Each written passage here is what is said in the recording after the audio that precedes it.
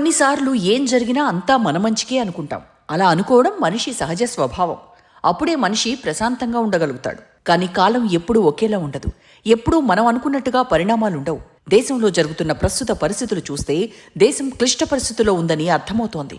గతంలో ప్రతిపక్షాలన్నీ ఒక్కొక్కటిగా దెబ్బతినగా మోదీ నేతృత్వంలో అటు బీజేపీ ఇటు ఎన్డీఏ భాగస్వామి పక్షాలు ఎన్నికల్లో విజయం సాధిస్తూ వచ్చాయి. కానీ ఈ విజయం శాశ్వతమా? బీజేపీ నేతలు చెబుతున్నట్టుగా ఔరేక్ బార్ మోదీ సర్కార్ 2029 తర్వాత వస్తుందా అన్నది ఇప్పుడు $1 మిలియన్ ప్రశ్నగా నిలుస్తోంది. ఎలాంటి అవినీతి ఆరోపణలు లేకుండా దేశాన్ని ప్రధాని మోదీ నడిపిస్తున్నారని చాలామంది భావిస్తున్నప్పటికీ అది ఎంతకాలమన్న భావన ఉంది. గతంలో అవినీతి గురించి పెద్దగా పట్టింపు లేదని ఎన్నో ఎన్నికలు రుజువు చేశాయి. కానీ ఇప్పుడు దేశంలో అవినీతి అగ్నిపర్వతం బద్దలవబోతోందా అన్న చర్చ పెద్దెత్తున సాగుతోంది. కంటికి కనిపించని అవినీతి ఇప్పుడు ఎన్డీఏ పక్షాలను వచ్చే రోజుల్లో దహించి వేస్తాయా అన్న అనుమానం తాజాగా ఇండియా టుడే సీ ఓటర్ నిర్వహించిన mood of the nation survey వెలుగులోకి తెచ్చింది.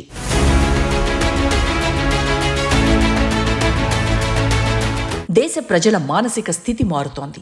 ఎన్డీఏ ఆందోళన చెందాల్సిన సమయం ఆసన్నమైందంటోంది ఈ సర్వే. ఎన్డీఏ పక్షాలకు 3 ప్రమాదాలు పొంచి ఉన్నాయని సర్వే అంటోంది. Mood of the nation survey ఆర్థిక వ్యవస్థ, దేశంలో అసమానతలు, అవినీతిపై ఓటర్ల కోపం, విసుగు పెరుగుతున్నట్లు స్పష్టం చేసింది. సంక్షేమ పథకాలతో గత ఎన్నికల విజయాలు సాధించామని ఎన్డీఏ పక్షాలు భావిస్తూ వస్తున్నాయి. కానీ వచ్చే రోజుల్లో ఇది ఎన్డీఏకు ఒక సవాలుగా మారటం ఖాయమని సర్వే ప్రతి ఇండికేషన్ మోదీ అండ్ కోను హెచ్చరిస్తోంది. ఎప్పుడూ ఓటర్లను టేక్ ఫర్ గ్రాంటెడ్ గా తీసుకుంటే అందుకు పాలక పక్షాలు మూల్యం చెల్లించుకోవాల్సి వస్తోంది. ప్రజలు ఏం చేసినా పడతారులే అన్న భావన కరెక్ట్ కాదని స్వతంత్ర భారతదేశంలో ఎన్నో ఉదంతాలు మనకు కళ్లకు కట్టాయి.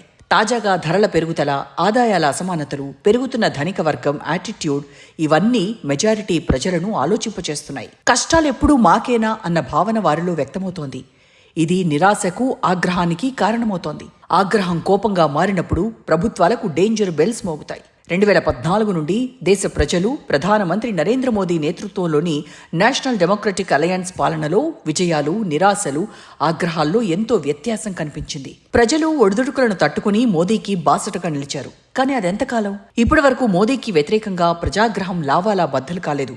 అందుకే దేశంలో ఇంకా బీజేపీ ప్రభుత్వాలు వస్తున్నాయి. ఒకవేళ దేశమంతటా ఒకటే మాట గాని అందరి నుంచి ప్రతిధ్వనించిందో అది ఖచ్చితంగా బీజేపీ పాలిట శాపమవుతుంది. బీజేపీ మిత్రపక్షాలకు ప్రమాద ఘంటికలను మోగిస్తుంది. సీ ఓటర్ నిర్వహించిన mood of the nation poll కొన్ని విషయాలపై క్రిస్టల్ క్లారిటీ ఇచ్చింది. దేశ ప్రజల్లో స్పష్టమైన కోపం పొంచి ఉందని సంకేతాలిచ్చింది. ఎదురు దెబ్బలు తగిలినప్పటికీ తట్టుకొని నిలబడగల సత్తా ఉన్న భారతీయ జనతా పార్టీ తాజా పరిణామాలను గమనించాలని సర్వే చెబుతోంది. అంతా మనం అనుకున్నట్టుగానే అన్నిసార్లు జరగదని సర్వే పేర్కొంది. రోజులు ఎప్పుడైనా ఎలాంటి టర్న్ అయినా తీసుకుంటాయని విస్పష్టంగా ప్రజల నుంచి తమకు ఫీడ్బ్యాక్ వచ్చిందని సర్వే నిర్వాహకులు తేల్చి చెప్పారు.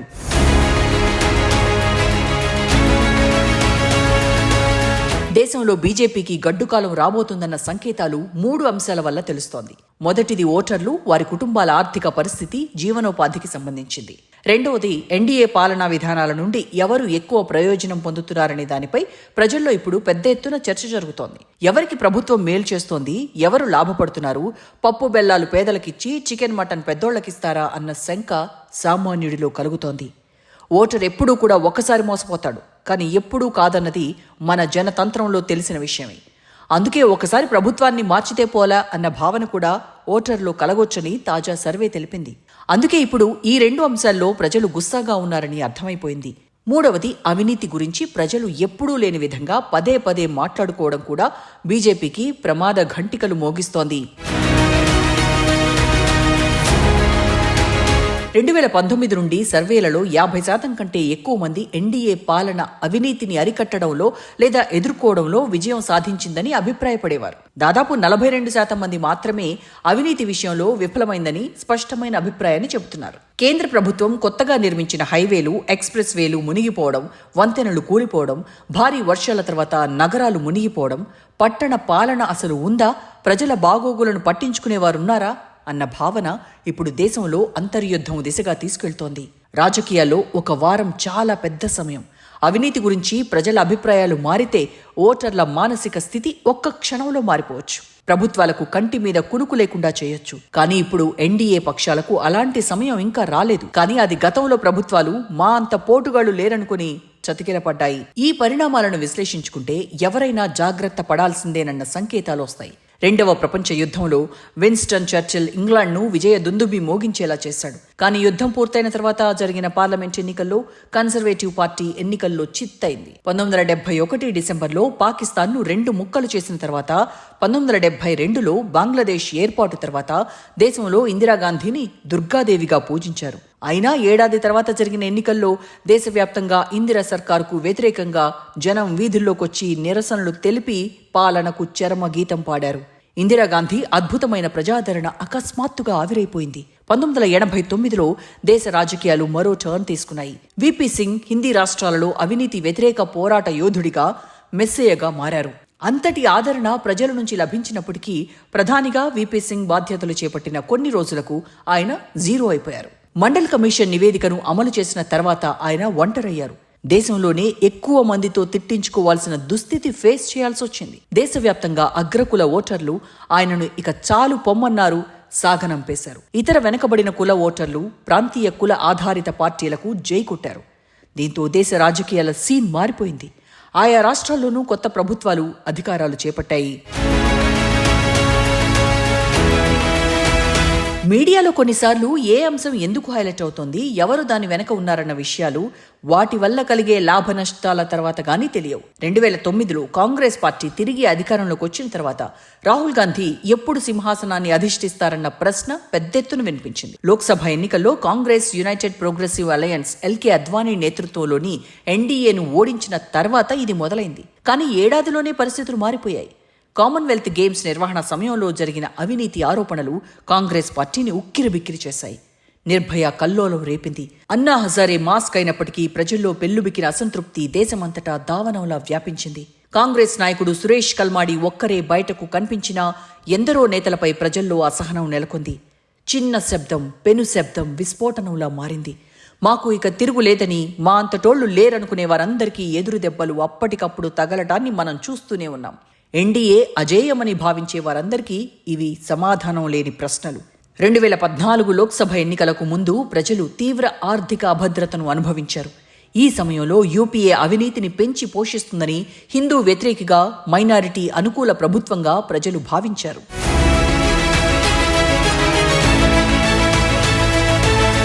ఇప్పుడు ఇలాంటి దుస్థితి 3 రెట్లు ఎక్కువగా ఎన్డీఏ ఫేస్ చేసేలా ఉందని సర్వే నిర్ధారించింది. వరుస సర్వేలలో ఎన్డీఏ ప్రభుత్వం ఆర్థిక వ్యవస్థను నిర్వహించిన తీరును దేశ ప్రజలు సమర్థించారు, ప్రశంసించారు. అదే సమయంలో వారి ఆర్థిక పరిస్థితి అంత ఆరోగ్యకరంగా లేదని, తమ బతుకులు అంతంత మాత్రంగానే ఉన్నాయని కూడా చెప్పారు. ఉదాహరణకు 2014 నుండి తమ కుటుంబ ఆర్థిక పరిస్థితి మెరుగుపడిందని, పెనం మీద నుంచి పొయ్యిలో పడ్డట్టయిందని దాదాపు సమాన సంఖ్యలో రెస్పాండెంట్స్ చెప్పారు. తాజా సర్వేలో 2014 కంటే ఇప్పుడు తాము ఆర్థికంగా అధ్వాన్నంగా ఉన్నామని ఎక్కువ మంది చెబుతున్నారు. ఇంకా స్పష్టంగా చెప్పాలంటే ఎన్డీఏ ప్రభుత్వం ప్రపంచంలోనే అతి పెద్ద ఉచిత ఆహార కార్యక్రమాన్ని 800 మిలియన్లు 80 కోట్ల మందికి పైగా వ్యక్తులకు అందిస్తున్నప్పటికీ కుటుంబ ఖర్చులు, బడ్జెట్లు మేనేజ్ చేసుకోవడం కష్టమవుతోందని 60% కంటే ఎక్కువ మంది గగ్గోలు పెడుతున్నారు. వాస్తవానికి ఎప్పటిలాగే నిరుద్యోగం, ద్రవ్యోల్బణం ఆందోళన కలిగించే అతిపెద్ద అంశాలుగా ఉన్నాయి. తాజా సర్వే నుండి మరొక ముఖ్య అంశం వెలుగు చూసింది. ఆగస్టు 2024లో దాదాపు 57% మంది మోదీ ఆర్థిక వ్యవస్థను బాగా నిర్వహించారని చెప్పగా 35% మంది డాక్టర్ మన్మోహన్ సింగ్ మంచిగా చేశారని చెప్పారు. ఈ సంవత్సరం ఆగస్టులో ఈ సంఖ్య 45-43%గా ఉంది, గణనీయంగా తగ్గింది. అపోహలు జనంలో తొలగిపోతున్నాయా అన్న అనుమానం కలుగుతోంది. కీలక విషయం ఎప్పుడూ నేరుగా ప్రజలను ప్రభావితం చేయకపోయినా కానీ వారు ఎప్పుడూ ఆలోచించేలా చేస్తోంది. ఎన్డీఏ విధానాల నుండి ఎవరు ఎక్కువ ప్రయోజనం పొందుతున్నారన్న దానిపై ప్రజల్లో స్పష్టత ఎక్కువవుతోంది. సంవత్సరాలుగా వరుసగా జరిగిన ప్రతి సర్వేలో 55% కంటే ఎక్కువ మంది ఎన్డీఏ విధానాల వల్ల అతి పెద్ద లబ్ధిదారులుగా పారిశ్రామికవేత్తలు, పెద్ద వ్యాపారవేత్తలు ఉంటున్నారని, ఇది తమకు చాలా చాలా బాధ కలిగిస్తోందంటున్నారు. దీనికి విరుద్ధంగా 10% కంటే తక్కువ మంది ఎన్డీఏ విధానాలు రైతులకు లేదా చిన్న వ్యాపారులకు మాత్రమే ఎక్కువ ప్రయోజనం చేకూర్చాయని పేర్కొన్నారు. మబ్బులు తొలగిపోతున్నాయా అన్న అనుమానం కలుగుతోంది. ఎన్డీఏ పాలన కొద్దిమంది సూపర్ ధనవంతులైన పారిశ్రామికవేత్తలకు మాత్రమే అనుకూలంగా ఉందని ప్రతిపక్ష నాయకుడు రాహుల్ గాంధీ నిరంతరం చేస్తున్న ప్రచారం ప్రజల్లోకి నేరుగా వెళ్తోంది. ఇప్పటి వరకు ఈ అంశం ఎన్నికల్లో ప్రభావం చూపించకపోయినా వచ్చే రోజుల్లో అది ఖచ్చితంగా రిఫ్లెక్ట్ అవుతుందని మాత్రం చెప్పొచ్చు.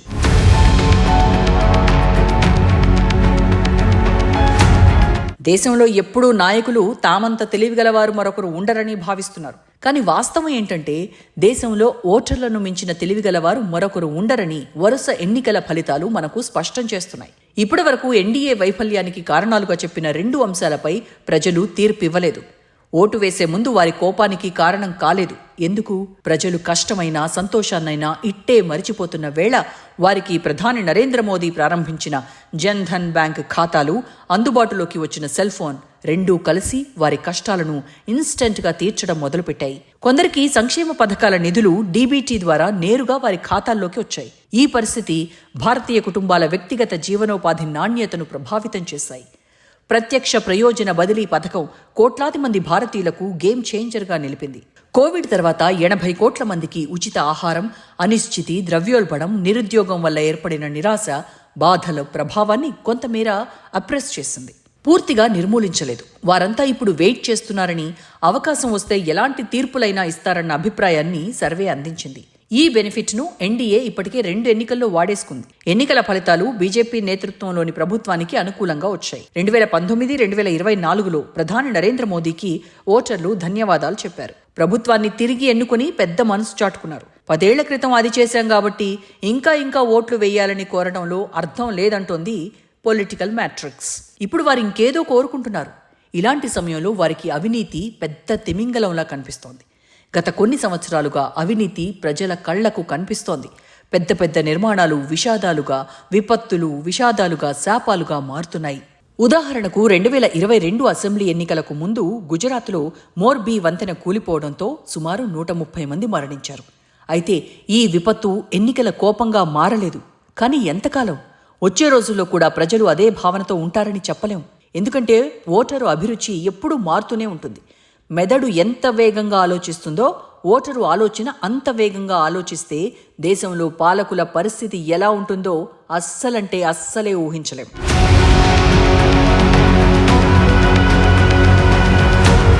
తాజా సర్వేలో 45% మంది ప్రస్తుత పాలన అవినీతిని తగ్గించగలిగిందని చెప్పారు.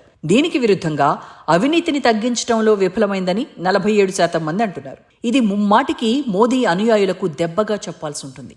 కోపం అణచివేసినా అది లావాలా బయటకు రావడం మాత్రం ఖాయమన్న సంకేతాలను తాజా India today mood of the nation survey స్పష్టం చేసింది. అయితే ప్రతిపక్షంలో ఉన్న పలువురు నేతలు అవినీతి పరులే కదా అన్న బెనిఫిట్ ఆఫ్ డౌట్ కొంతమేర ఎన్డీఏ పక్షాలకు కలిసొస్తోంది. అయితే ఇది ఎంతకాలం, ఎన్ని రోజులు? ఏరా అయితేనేం పళ్ళు ఊడగొట్టుకోవడానికి అన్న భావన కలిగితే సీన్ మారిపోతుంది. నాడు యూపీఏను కూకటి వేళ్లతో పెకిలించిన అన్నా హజారే లాంటి ఉద్యమం ఇప్పుడు లేకపోవడం ఖచ్చితంగా ఎన్డీఏకు వరంగా చెప్పాల్సి ఉంటుంది. అయితే రాహుల్ గాంధీ తీసుకొచ్చిన ఓట్ చోరీ ప్రచారం ఇప్పటికీ ప్రజా ఉద్యమంగా మారటానికి చాలా దూరంలో ఉంది. ఎందుకంటే బీహార్లో రాహుల్ యాత్రకు ప్రజల నుంచి అనూహ్య స్పందన వస్తున్నప్పటికీ ఇదంతా కూటమి భాగస్వాముల నుండి వస్తోంది. అంతేకాకుండా అధికారంలో ఉండి ఎన్నికల తర్వాత ఎన్నికల్లో విజయం సాధించిన ప్రతిపక్ష కూటమి సభ్యులు ఆ ప్రచారాన్ని మరింత ముందుకు తీసుకెళ్లడం కష్టమవుతుంది. మీరెన్నికల్లో నిష్పాక్షికంగా గెలిచినప్పుడు ఓటు చోరీ జరుగుతుందని చెప్తే ప్రజలు దానిని ఎలా రిసీవ్ చేసుకుంటారన్నది కూడా ముఖ్యం. కాబట్టి ప్రతిపక్షం బలంగా ఉన్న చోట సామూహిక ఉద్యమాలు మార్పు తీసుకురాకపోవచ్చు. కానీ తిరిగి గెలవమని ఢంకా బజాయించి చెబుతున్న ఎన్డీఏ మద్దతుదారులు వచ్చే రోజుల్లో ఎలాంటి స్థితినైనా పొందే ప్రమాదం ఉందని మాత్రం తాజా సర్వే కుండబద్దలు కొట్టింది.